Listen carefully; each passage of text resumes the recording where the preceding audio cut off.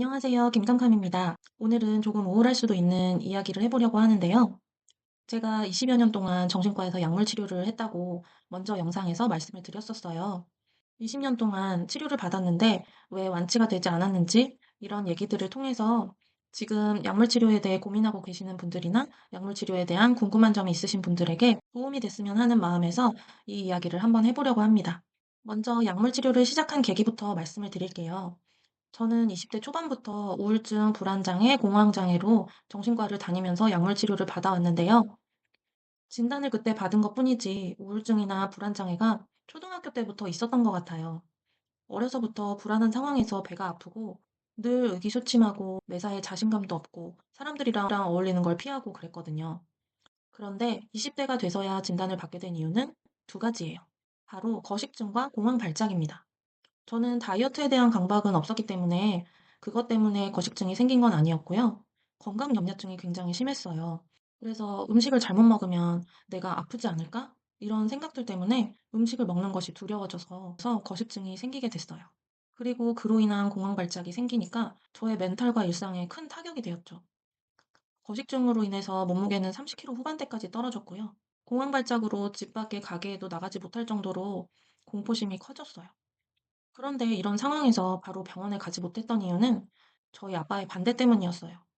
지금도 어느 정도 여전하긴 하지만 그때만 해도 정신과에 대한 부정적인 이미지가 강했기 때문에 정신과 치료를 반대하셨거든요. 하지만 제가 열심히 아빠를 설득해서 정신과 치료를 받는 것을 허락을 받았습니다. 아빠를 말로도 설득해보고 장문의 편지도 써보고 별 노력을 다 해봤죠. 약물 치료를 시작하고 달라진 점에 대해서 말씀드리려고 하는데요. 그 전에 저의 증상이 어떤 것들이 있었는지 먼저 말씀을 드릴게요. 저는 일상생활이 불가할 정도의 우울증과 불안장애를 가지고 있었어요. 아까 말씀드린 것 같은 그런 여러 가지 증상이 있었는데요. 첫 번째는 불안 상황에서의 공황 발작 증상, 그리고 불안 상황이 올까봐 두려워하는 예기 불안, 불안 상황과 상관없이 그냥 막연하게 이유 없이 불안해지는 증상, 우울증과 불안장애로 인해서 심각한 불면증이 있었고요. 거식증으로 인한 체중 감소 때문에 건강이 상당히 위협받는 상황이었어요. 그리고 이런 불안 증세로 인해서 가까운 곳도 외출하기가 힘들었어요. 이런 증상들이 있어서 약물 치료를 하기 시작했는데요. 약을 먹으면서 나타난 효과는 두 가지가 있었어요. 첫 번째는 부작용 반응이었습니다. 처음 정신과 약을 먹다 보니 당연히 부작용을 경험하게 되었는데요. 나에게 맞는 약을 찾아가는 과정이라 생각하니 힘들었어도 견뎌내며 약을 조절해 갔어요. 그래서 점점 부작용도 줄어들고 증상이 호전되었죠. 그때 겪었던 부작용들은 어지러움, 감각이 둔해짐, 입이 마르고 무기력하고 졸립고 몸이 여기저기 저리기도 했어요. 사람마다 겪는 부작용은 다를 수 있기 때문에 제가 겪었던 게 이 정도였다는 말씀을 드리고요. 저는 치료에 대한 의지가 컸기 때문에 참고 견뎌왔습니다.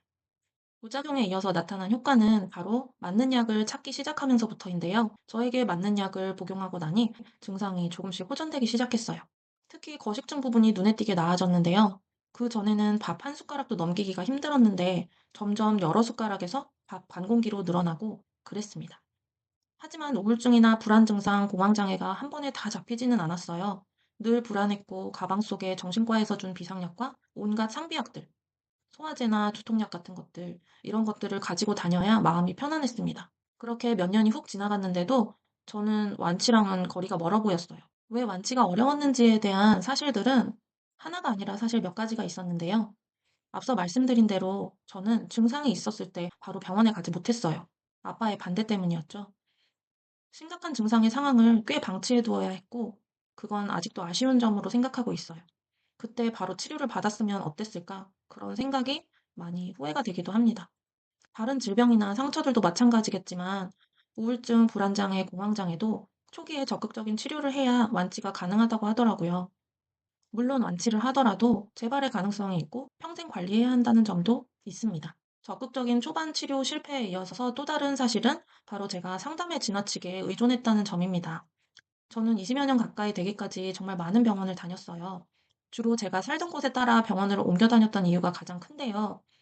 그래도 그중에서 가장 오래 다닌 한 병원은 지금까지의 기간 동안 절반가량을 치료받았던 것 같아요. 그 이유는 선생님이 너무나 좋으셨거든요. 사실 정신과를 다녀보면 내가 기대한 것과 다르게 상담을 깊고 오래 해주시는 경우가 잘 없었어요. 물론 이건 선생님마다 다릅니다. 그런데 이 선생님은 약물 치료가 보조적이고 상담 치료에 집중하시는 듯 했어요. 덕분에 상담을 통해서 저의 문제의 원인을 알아보고 현재에 끼치는 영향에 대해 인지하고 그것을 극복해 나가는 데 많은 도움을 주셨어요. 그 후에 이사로 인해서 다른 병원을 다녀보니까 제가 다녔던 그 병원은 상담에 집중하는 병원이라서 약을 아주 보수적으로 적은 용량으로만 주셨던 것 같더라고요. 왜냐하면 이사 후에 새로 다닌 그 병원에서는 제 증상을 치료할 수 있는 정도로의 용량으로 적절하게 약을 처방해 주셨고 그 약을 먹고 아주 단기간에 눈에 띄게 증상이 좋아졌어요. 예전 그 병원에서는 상담이 너무 좋았지만 증상이 더디게 좋아졌다가 또 다시 나빠졌다가를 반복했거든요. 그런데 초기에 이렇게 약으로 확 증상을 개선했더라면 좀 더 완치하는 데 도움이 되지 않았을까 하는 생각이 늘 아쉬움으로 남아요. 정신적인 문제를 극복하는데 약물 치료가 전부라는 얘기는 아닙니다. 상담과 약물, 그리고 자기 스스로의 노력 등이 적절히 병행되어야 하는데 저는 너무 상담에만 몰입했기 때문이라는 말씀을 드린 거라고 이해해 주시면 좋겠어요. 그리고 마지막으로 제가 완치에 실패한 이유는 조금 부끄러운 이야기지만 제 스스로의 노력이 많이 부족했던 것 같아요. 우울증, 불안장애, 공황장애는 각각의 증상에 따라 상담 치료, 약물 치료 외에도 스스로 노력해야 하는 부분이 분명히 있거든요. 저는 그 부분에 소홀했던 것 같아요. 예를 들면 불안한 상황에 점진적으로 부딪혀 보는 연습, 그리고 하루에 30분씩이라도 산책이나 운동하기, 규칙적인 일상 루틴을 유지하기, 과거에 지나치게 몰입하지 않고 현재와 미래에 집중하기 등 신체적으로나 정신적으로 노력해야 할 부분이 분명히 있었음에도 제 스스로를 돌보지 않고 방치했던 것 같아요. 물론 우울증으로 인한 무기력 때문이었기도 하겠지만 증상이 조금이라도 호전됐을 때 위와 같은 노력을 꾸준히 했었다면 좀 더 완치에 가까이 다가가지 않았을까 하는 생각이 들어요. 그러지 못한 자신에게 반성이 됩니다. 그런데 여기서 궁금하실 수 있는 점이 왜 20여 년 동안 단약을 한 번도 해보지 않았을까, 단약을 시도해보지 않았을까라는 질문이 있을 수 있는데요. 당연히 단약을 시도해 봤습니다. 물론 제 의지는 아니고 임신을 하면서 약을 한 번에 확 끊은 적이 있는데요. 다행히 단약 부작용으로 많이 고생하지는 않았고 일상을 잘 유지할 수 있었기 때문에 그대로 약을 끊을 수 있다고 생각을 했어요.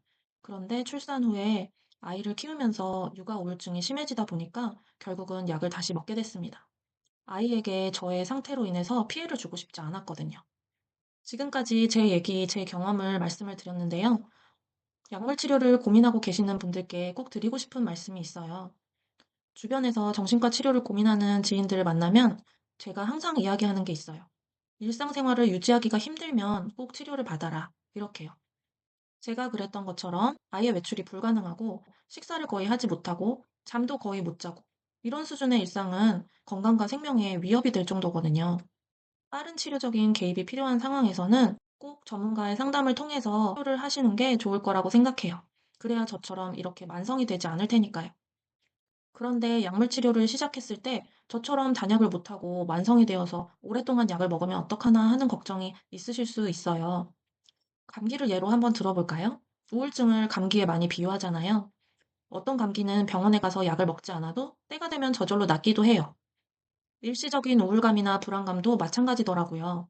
외부 스트레스 요인으로 인한 우울감이나 불안감은 그 외부 요인이 사라지거나 혹은 시간이 지나면서 그것에 적응을 하면 증상이 나아지기도 하더라고요. 하지만 어떤 감기는 그냥 두면 폐렴이 되기도 하고 중이염을 일으키기도 해요. 아이들 감기 좀 오래돼서 병원에 가보면 폐렴 진단을 받기도 하잖아요. 그런 것처럼 정신적인 어려움들도 방치하면 더 많은 치료가 필요할 수도 있어요. 저의 경우는 감기라기보다는 고혈압이나 당뇨처럼 평생을 관리해야 하는 만성 질환이 되었다고 생각하고 치료를 받고 있어요. 정신과 상담을 받거나 약물 치료를 하는 것이 어디까지나 자신의 선택이에요. 하지만 앞서 말씀드린 것처럼 정신과적 치료에도 분명히 골든타임이 존재한다고 생각합니다. 자신의 증상이 혼자서 의지로 이겨낼 수 있는 정도가 아니고 일상에 많은 불편을 초래하고 있다면 초기 치료의 골든타임을 놓치지 마시고 꼭 적절한 치료를 받으셔서 완치 받으시길 바랍니다. 저처럼 타이밍을 놓치시면 안 돼요. 지금까지 저의 개인적인 이야기를 여러분들에게 도움이 될까 싶어서 한번 공유해 봤는데요. 다른 사람들에게 비난받지 않을까? 틀렸다고 지적받지 않을까 마음 조마조마해 가면서 이야기를 해봤어요. 하지만 누군가에게는 꼭 도움이 될 수 있다는 생각이 들어서 용기를 내서 이야기해 봤습니다. 끝까지 시청해 주셔서 감사드립니다. 다음에도 공감할 수 있고 같이 힘낼 수 있는 이야기로 찾아오겠습니다. 구독, 좋아요, 알림 설정은 저에게 큰 힘이 됩니다. 한 번씩 눌러주시면 감사하겠습니다. 그럼 다음에 만나요.